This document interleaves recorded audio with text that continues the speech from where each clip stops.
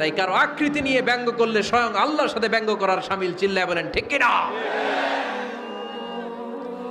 সাইয়েদনা ইবনে মাসউদ রাদিয়াল্লাহু তাআলা আনহুর পায়ের নলা ছিল চিকন।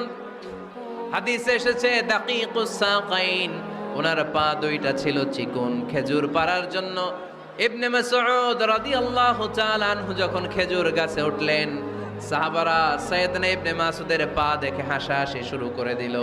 বিশ্বনবী বললেন, খবরদার খবরদার, ইবনে মাসউদের চিকন পা দেখে তোমরা হেসো না। ইবনে মাসউদের চিকন পা দেখে তোমরা হাসো।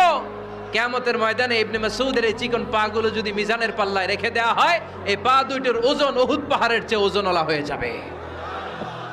এজন্য খবরদার, জিহ্বা আছে বলেই যে কোনো কমেন্ট করবেন না, বা আছে বলেই যে কোনো ধরনের মন্তব্য করা যাবে না। আল্লাহর হাবিব সাল্লাল্লাহু আলাইহি ওয়াসাল্লাম বলেছেন, মাইয়াদ মানলি মা বাইনা লিহিয়াইহি ওয়া মা